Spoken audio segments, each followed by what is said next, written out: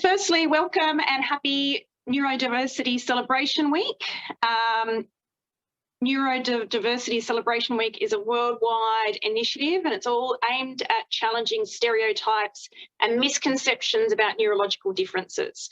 It's aimed to transform how neurodivergent people are perceived and supported, and it provides support to schools, universities, organisations to promote that. And to help recognise the many talents and advantages that come from neurodiversity as well. And it's really fundamentally about inclusion and creating an equitable culture that celebrates difference and empowers everybody. It follows on really nicely to the work that we did a couple of weeks ago. And a huge thank you to our P&C Inclusion Subcommittee, who provided a range of activities for our teachers to use in the classroom this week. And so those activities are really aiming at bringing awareness to neurodiversity, that it exists, that it can be a strength, that everyone can celebrate their individuality and what they bring. And as I said before, I've said a number of times that the diversity at Wilkins is one of the things that really attracted me to the school and that I really value. So really important work. Following on with that, the P&C, our subcommittee have been in action, providing those resources for the teachers, but the P&C meeting is next Tuesday. I'd encourage anyone that can to Zoom in for that. There are still some positions vacant on the executive, so you can still get involved. We're going to keep plugging that. As I've said before, some of those, most of them are assisting or positions, so it's not something you have to dive in head first if you don't know what you're doing. You can just, dip your toes in the water, learn from other people that have been doing it for a while. It really is a very valuable experience to be part of your school's P&C as a parent. If you aren't yet a member, you can become a member. It's only a gold coin donation, $2 donation that you can pay at the office, and there's a registration form that can be filled in. There was a central portal notification sent out on Friday about that, so you can refer back to that for all the details, but hopefully see lots of you there.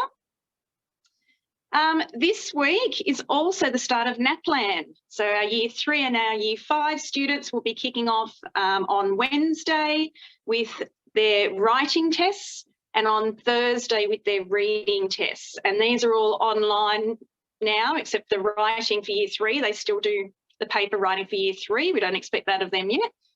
And then next week, we have language conventions on Monday for Year 5 and Tuesday for Year 3, and both grades will be doing numeracy on Wednesday. And we encourage all our students to participate in the NAPLAN tests because we get really high quality feedback from them. They're adaptive tests now, which means that kids don't have to struggle through questions that they don't understand if that's not at their level, but also kids also don't get disengaged if they're working at a higher level. It moves them up more quickly. So they're really adaptive tests. It gives us a really quality point in time assessment with really detailed curriculum links and lesson ideas for teachers. So it's really valuable. But we also triangulate that with other assessment data within the school because we know it is a point in time. It's at that moment, on that day, at that time, how that children was performing, and we know other things can impact that too. So we triangulate that with a whole range of school-based assessment data. And if something comes up that we think, that doesn't seem quite right, we check it out and investigate that. Some children find test situations very stressful. So make sure you're talking to your child about that situation. There's nothing bad that can come out of this. It's just information. And like all information, when we get it, we look at it and decide how valuable it is. So there's nothing to be stressed about. It doesn't inform their reports. It does inform what the teachers do in the classroom, and that's what it's really all about for us. So if any concerns though with individual students feeling anxious, get in contact with your class teachers so they can be reassuring them as well. This Friday afternoon we have our PLP afternoon tea with Uncle Anthony and all of our class teachers, And that's an opportunity for our Aboriginal and Torres Strait Islander families to get together and discuss the individual students' personalised learning pathways. Really nice social event too. Looking forward to meeting all those families there on Friday. And that's pretty much all in terms of, you know, what's happening this week. The only other thing I wanted to mention was Glee Club. We had a lot of questions and comments about this. It's been, you know, it's sparked a lot of debate and a lot of interest, which has been exciting. I wanted to explain the process that was undertaken as, and I also want to apologise that we didn't do that sooner, and I take responsibility for that because I had said in the principal's message that we would let you know what's happening, and that didn't happen. So better late than never. So the EOI was sent out to families. Anyone in any K-2 students that were interested, they submitted the EOIs. And that's when our two organising teachers found they were completely overwhelmed with the interest and knew that they had to find some way to reduce the number of students so they could manage that group.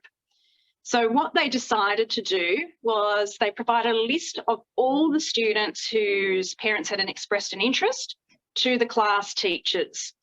They also provided a whole lot of information about Glee Club, what it would look like, some video clips so the students were familiar with what it was that they were getting involved with.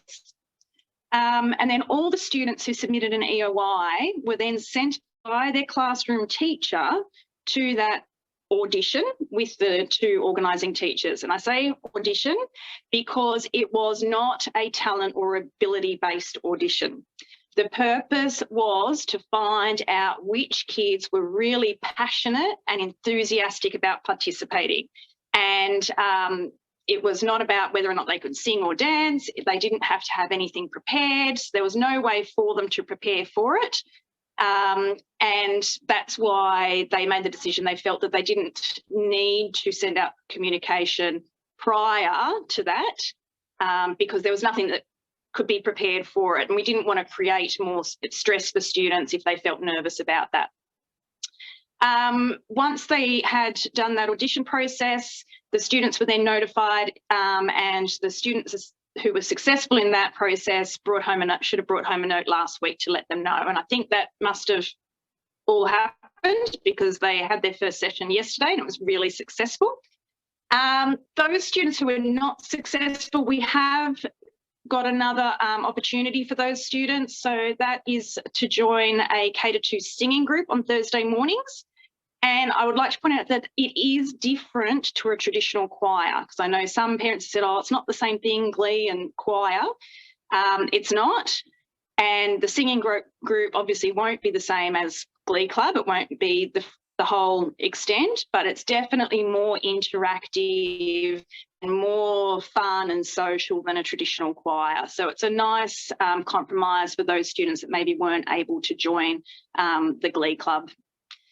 The fact that it's run out of school hours by teachers volunteering their time, we just weren't able to take all those students. So it'd be nice for everyone to be able to do everything, but unfortunately not always the case. Anything in it? Oh, Miss Thomas has a question. Mine's not a question. Mine was I want to remind everybody we have school photos next Thursday. So get those uniforms nice and clean. Order your any new T-shirts from the uniform shop soon. Don't wait till the day before because I think Kilda would probably freak out. So just want to remind you all that photos are next Thursday, the 23rd. Fantastic. Good reminder. Thank you. I left that one off my list. Is there an update from the school on what's happening with Walker Learning? Yeah, so Walker Learning is still continuing in our kindergarten classes. That's continuing as normal. Our stage 1 classes are kind of trialling it with the new curriculum this year. So we have some of our stage 1 teachers that have expertise and have done training and got experience in that, continuing using that pedagogy. We have a lot of new staff as well that don't have that training, so that they're not currently doing it. But that's something we're monitoring as we go with this new curriculum to see how well it suits, does it need to be adapted, or can it run, you know, as it is programmed, and then that will determine how it's rolled out across the other stage 1 classes.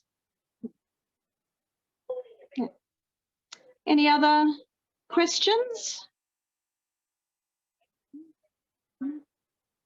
So almost 11 o'clock and it's still raining, which means unfortunately I think our children will have to stay inside for their playtime. So fingers crossed that it clears up by recess and they get to have a bit of a run around then.